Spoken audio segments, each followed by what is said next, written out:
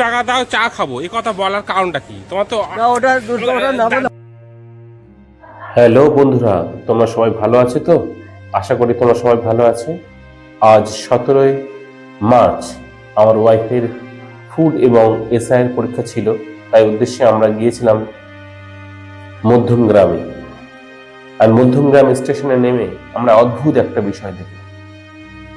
এটা দেখে অবাক হয়ে গেলাম, যদিও আমি এর আগেও দেখেছিলাম, কিন্তু এটা প্রায় প্রায় ঘটে থাকে। এক ব্যক্তি যার ভিক্ষা চাওয়ার ধরনই আলাদা। বিশ্বাস করুন, আপনাদেরকে সেই ব্যক্তির পরিচয় করে দেওয়ার জন্য আমি আজকে এই ভিডিওটা করেছি।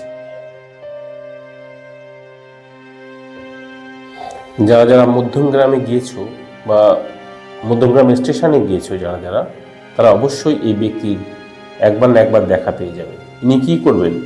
সবার কাছে আসবেন, এসে তার গাকে টাচ করবেন, গাতে টাচ করে বলবে 2 টাকা দেবেন, চা খাবো।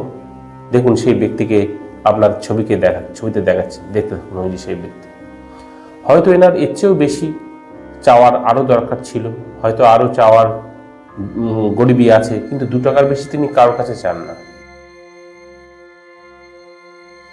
বর্তমানে যে ব্যক্তিকে আপনারা দেখতে পাচ্ছেন, এই সেই তিনি, যিনি কিনা সবার কাছে 2 টাকা বলে ভিক্ষা চায়।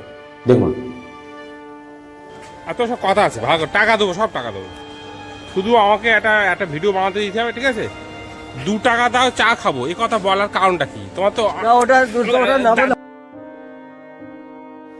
দেখুন, 2 টাকা দাও চা খাবো, এই কথাটা বলার কারণটা কি? অন্য সমস্ত ভিখারে যেভাবে ভিক্ষা চায়, ইনি আদতে সেভাবে চান না।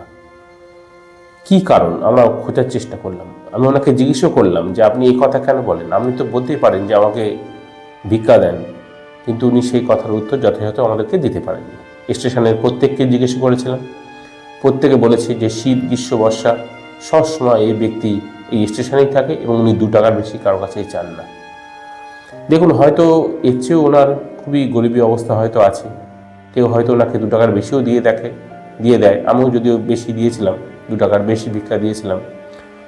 আবার কারোর কাছে শুনে দেখলাম যে উনি চা খান না, 2 টাকা নিয়ে রেখে দেন। আবার যদি কেউ চা খেতেও দেয়, তো চা হয়তো নিয়ে অনেক সময় ফেলেও দেয়, আর তার সঙ্গে বিস্কুটও চেয়ে নেয়, আর বিস্কুটটা ব্যাগে রেখে দেয়। ওনার কাছে একটা ব্যাগ থাকে সবসময়, ওই ব্যাগে রেখে দেয়। কি অদ্ভুত জগৎ, কি অদ্ভুত মানুষ! আমার কাছে এটা বিরল লেগেছে, তাই আপনাদেরকে ভিডিও করে দেখাচ্ছি। আমাদের মানুষের জীবন, কার জীবনে কি ঘটে যায় কেউ জানে না, তাই আমাদের উচিত প্রত্যেক অসহায় ব্যক্তিকে অবশ্যই দেখা। আমি প্রত্যেককে আবেদন করব, অবশ্যই এই ব্যক্তিকে একটু ভালোবেসে দেখবেন, কখনোই এটাকে খারাপ ভাববেন না। হয়তো ওনার গরিবী আছে, হয়তো ওনার এই অবস্থায় চলছে, কিন্তু কি করা যাবে? সবাই ওনাকে হেল্প করুন, ওনার সাহায্য করুন। ধন্যবাদ।